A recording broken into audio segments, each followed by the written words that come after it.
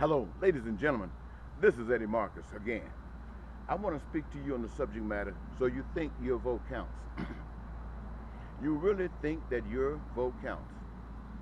I would suggest that your vote probably used as a measuring stick to say to the establishment what you're really thinking, so they will know what to and how to screw you. Now, let me give you another scenario. If you think your vote counts, then I want to send this message out to people who are behind on their mortgage payment or behind on their rent. Maybe you're not behind, but you just stretched real thin just to pay it. I want to send this message out for those of you who don't have adequate diets in your home, food. I want to send this out to those of you whose houses are falling apart, it seems, whose apartment seems to be not like you want it to be, whose yards are trashy and junk scattered all about and you can't get rid of it because of the cost that's involved in everything. I want to send this message out to those of you whose cars need an oil change. You can't get it. You're just putting in quarts of oil. Those of you who need some tires, but you can't afford it, so you ride around until they're bald. I want to send this message out to those of you whose brakes are squeaking, and you just have to keep on going. Perhaps your axle is about to fall in, but you have to pray and hope. I'd like to send this message out to those of you whose cars are breaking down, whose cars are broken down on the side of the street, and you had to walk back, hoping or leaving it to the county to pull your vehicle in. I'd like to send this message out to those of you whose car notes are so high you can't, without the greatest suffer, afford them.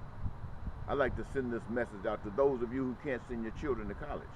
I want to send this message out to those of you who are struggling paying your college bills.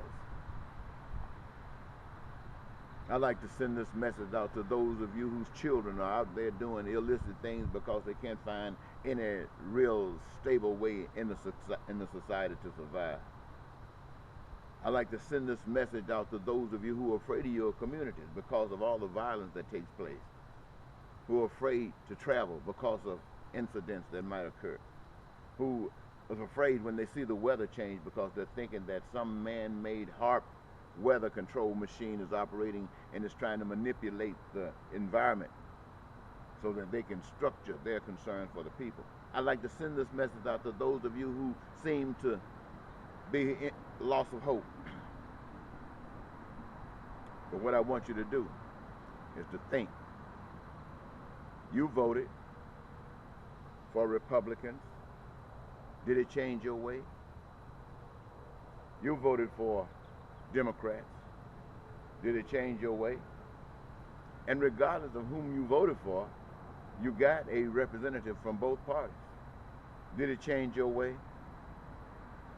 Now, if you think your vote counts, why would you walk in those same paths that have failed you before? Why don't you decide to look out for number one? Look out for number one. You've always heard it said that you should look out for each other. Let me suggest to you that you look out for number one. And if you look out for number one to the best of your ability, you will find that the easiest and the most comfortable way to protect number one is not to be a threat to any other. And if you are not a threat to any other, then who is a threat to you? With no threats, then we can work together to see clearly what our position in this life is.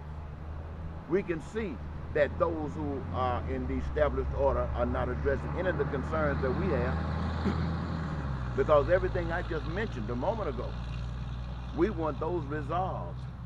We want those settled.